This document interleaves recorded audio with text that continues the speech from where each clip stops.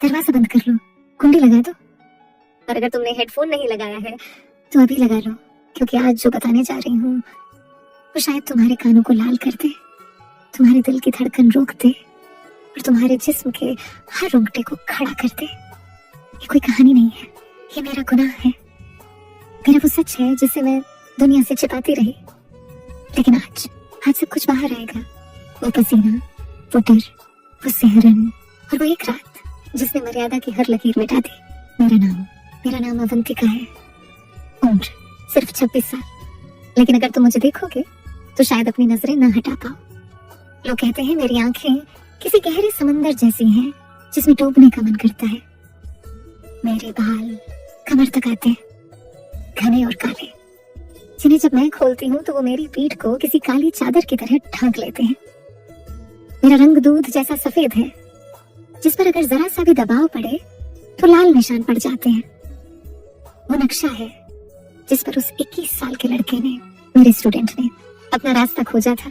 मैं हमेशा साड़ी पहनती हूँ और मेरी कमर का वो हिस्सा जो साड़ी और ब्लाउज के बीच खाली रहता है, वहीं से इस पूरी तबाही की शुरुआत हुई थी। तुम्हें लग रहा होगा कि मैं बहुत खुश हूँ। नहीं, मैं एक जिंदा लाश थी। मेरी शादी को 3 साल हो चुके थे।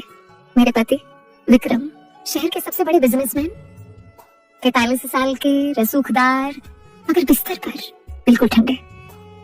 उनके लिए मैं पत्नी नहीं, घर की सजावट थी। वो मुझे छूते भी थे तो ऐसा लगता था जैसे कोई फाइल चेक कर रहे हो।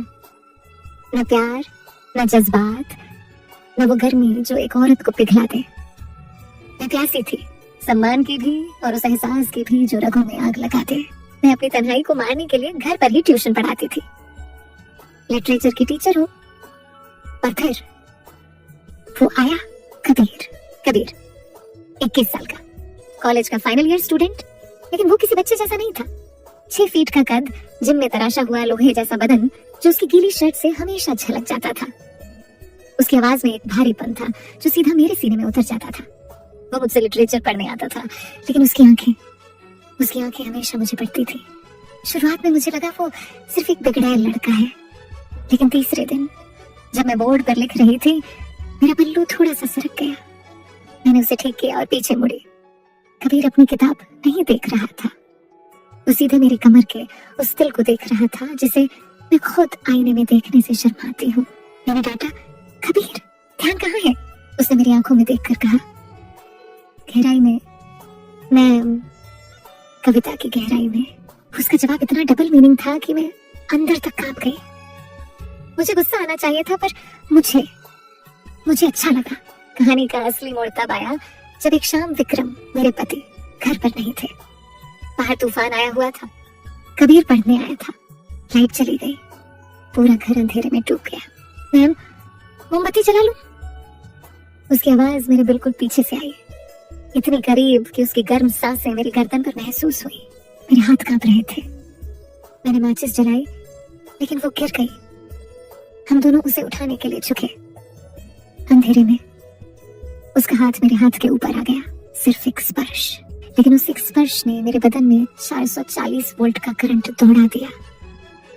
मैंने हाथ खींचना चाहा, लेकिन उसने अपनी उंगलियां मेरी उंगलियों में फंसा ली। डर लग रहा है मैम, वो फुसफुसाया। कबीर, हाथ छोड़ो। मेरी आवाज में दम नहीं था, वो एक विनती थी, हुक्म नहीं। क्यों? ये डर है कि कहीं आप बहक न जाए। उसने वो कह दिया जो मैं सोच रही थी। उस अंधेरे में, उस सुनसान घर में, एक 21 साल का लड़का मुझे वो चैलेंज दे रहा था जो मेरे पति ने 3 साल में नहीं दिया। तभी लाइट आ गई, हम अलग हो गए। लेकिन उस रात मुझे समझ आ गया, ये लड़का खतरा है और मैं उस खतरे की तरफ खींची जा रही थी।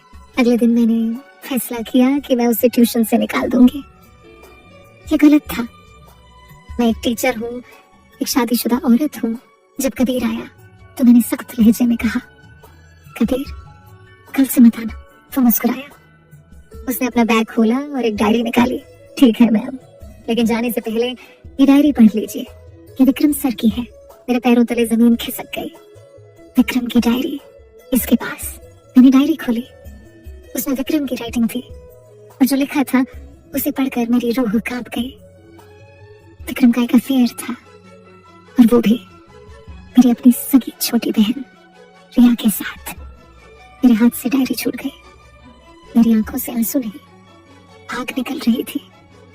जिस पति के लिए मैं अपनी जवानी, अपनी इच्छाएं मार रही थी, वो मेरी बहन के साथ। कबीर मेरे पास आया, उसने मेरे कंधे पर हाथ रखा। इस बार मैंने हाथ नहीं हटाया। मुझे पता था मैम, इसलिए मैं यहाँ आया था आपको सच बताने। मैं आपको टूटते हुए नहीं देख सकता। मैं रो पड़ी। मैं उस अनजान लड़के के सीने से लगकर फूट फूट कर रोई। उसकी शर्ट मेरे आंसुओं से गीली हो गई। उसने मुझे बाहों में भर लिया। उसकी पकड़ मजबूत थी, सुरक्षित थी। उस पल टीचर और स्टूडेंट का रिश्ता खत्म हो गया था। वहां सिर्फ एक टूटी हुई औरत और एक सहारा देने वाला मर्द था। उस दिन के बाद कबीर मेरे लिए सिर्फ स्टूडेंट नहीं रहा, वो मेरा हमदर्द बन गया। हम घंटों बातें करते, वो मेरी तारीफ करता। अवंतिका मैम, आप जानती भी नहीं कि आप कितनी खूबसूरत है। विक्रम अंधा है। एक दिन वो मेरे लिए एक लाल साड़ी लाया। इसे पहनिए ना मेरे लिए। मैंने मना नहीं किया। मैं बेडरूम में गई, वो लाल साड़ी पहनी। शीशे में खुद को देखा तो लगा कि वो पुरानी अवंतिका मर चुकी है। ये कोई नई औरत है। मैं बाहर आई। कबीर सोफे पर बैठा था। मुझे देखते ही वो खड़ा हो गया। उसकी आंखों में वो भूख थी जो मैंने कभी नहीं देखी थी। वो धीरे धीरे मेरे करीब आया। मैम, क्या मैं? उसने अपना हाथ मेरी कमर पर रखा। उसकी हथेलियां गर्म थी। जैसे ही उसने मुझे छुआ, मेरे मुंह से एक सिसकी निकल गई। उसने मुझे अपनी तरफ खींचा। हमारे जिस्म टकराए। उसकी धड़कन मेरी छाती पर हथौड़े की तरह बज रही थी। उसने मेरी गर्दन पर अपने होंठ रखे। वो सिहरन, वो पागलपन। उसने मुझे गोद में उठा लिया। मैं पिघल रही थी। कबीर, ये गलत है, मैंने नाम मात्र के लिए कहा। तो सही क्या है अवंतिका? खुद खुद कर मरना। उसने मुझे बिस्तर पर लेटा दिया। उस रात उस कमरे में सिर्फ बारिश की आवाज नहीं थी, हमारी सांसों की, चूड़ियों की खनक की और दबे हुए अल्फाजों की गूंज थी। उसने मेरे जिस्म के हर उस कोने को पूजा जिसे मेरे पति ने कभी छुआ भी नहीं था। मैं भूल गई कि मैं टीचर हूँ। मैं भूल गई कि मैं बड़ी हूँ। मैं बस एक औरत थी जो बरसों बाद जिंदा हुई थी। रुको, क्या तुम भी बहक गए? क्या तुम्हें भी लगा कि ये एक प्यार की शुरुआत है? क्या तुम्हारी धड़कनें भी तेज हो गई? अगर हाँ, तो अभी के अभी लाइक बटन दबा दो, क्योंकि तुम वो गलती कर रहे हो जो मैंने की थी। अगर तुम्हें लगता है कि तुम्हें पता है आगे क्या होने वाला है, तो तुम बहुत भूले हो। कमेंट में एक टूटा हुआ दिल बनाओ अगर तुम्हें कभी किसी अपने ने धोखा दिया है। और इस कहानी को अभी उस दोस्त को शेयर कर दो जो प्यार में अंधा है, क्योंकि अब जो ट्विस्ट आने वाला है वो तुम्हारे पैरों तले से जमीन खींच लेगा। सब्सक्राइब कर लो, क्योंकि अब प्यार का नकाब उतरने वाला है और खेल शुरू होने वाला है। अगले 2 महीने स्वर्ग जैसे बीते। विक्रम बिजनेस ट्रिप पर रहता और कबीर मेरे साथ। मैं उसे प्यार करने लगी थी, पागलों वाला प्यार। मैंने सोचा मैं विक्रम को तलाक दे दूंगी और कबीर के साथ नई दुनिया बसाऊंगी। लेकिन फिर एक दिन विक्रम जल्दी वापस आ गया। मैं डर गई, लेकिन विक्रम के चेहरे पर गुस्सा नहीं था। उसके चेहरे पर एक शैतानी मुस्कान थी। वो सोफे पर बैठा और बोला, अवंतिका, कबीर को बुलाओ, पेमेंट करनी है। मैं सन्न रह गई। पेमेंट किस बात की? तभी बेडरूम का दरवाजा खुला। कबीर बाहर आया। उसने टॉवल लपेटा हुआ था। मैं शर्म से घट गई। विक्रम के सामने कबीर। ऐसे हालत में अब तो सब खत्म, लेकिन कबीर डरा नहीं। वो जाकर विक्रम के बगल में बैठ गया और सिगरेट जलाई। विक्रम हंसा। वेल डन कबीर, तुमने तो उम्मीद से ज्यादा अच्छा काम किया। मेरा दिमाग सुन्न हो गया। ये क्या हो रहा है? विक्रम उठा और मेरे पास आया। मेरी भोली अवंतिका, तुम्हें क्या लगा ये कॉलेज का लड़का तुम पर मर मिटा? अरे, इसे मैंने हायर किया था। क्या? मेरे मुंह से चीख निकल गई। हाँ। विक्रम ने कबीर के कंधे पर हाथ रखा। मुझे तुमसे तलाक चाहिए था बिना एलिमनी दिए, और वो तभी हो सकता था जब तुम चरित्रहीन साबित हो जाओ। कबीर कोई स्टूडेंट नहीं है। ये शहर का सबसे महंगा जिगोलो है जो अमीर औरतों को फंसाने का काम करता है। और देखो, इसने अपना काम कर दिया। बेडरूम में कैमरा लगा है। अवंतिका, तुम्हारा सारा प्यार रिकॉर्ड हो चुका है। मैं पत्थर बन गई। मैंने कबीर की तरफ देखा। मैं चाहती थी कि वो कहे कि ये झूठ है, मैं चाहती थी कि वो विक्रम को मारे, लेकिन कबीर वो अपनी चेकबुक देख रहा था। उसने मेरी तरफ देखा, उसकी आंखों में वो प्यार, वो दीवानगी गायब थी, ना सिर्फ एक ठंडापन था। सॉरी मैम, कबीर ने कहा। Business is business. आपकी स्किन बहुत सॉफ्ट थी, मजा आया। वो शब्द मेरे कानों में तेजाब की तरह गिरे। मजा आया? मैं वहीं फर्श पर गिर गई। मेरा पति मुझे बेचने वाला दलाल निकला और मेरा प्रेमी एक बिका हुआ सौदागर। मेरी इज्जत, मेरा प्यार, मेरा जिस्म, सब कुछ एक मजाक बन गया था। विक्रम ने तलाक के पेपर मेरे मुंह पर मारे। साइन करो और निकलो यहाँ से, वरना वो वीडियो इंटरनेट पर होगा। मैं उस घर से निकली खाली हाथ। मेरे पास कुछ नहीं था, न घर, न पैसा, न इज्जत। मैं सड़क पर चल रही थी, बारिश हो रही थी, लेकिन मेरे आंसू बारिश से ज्यादा खारे थे। मैं मर जाना चाहती थी, लेकिन कहानी यहाँ खत्म नहीं होती।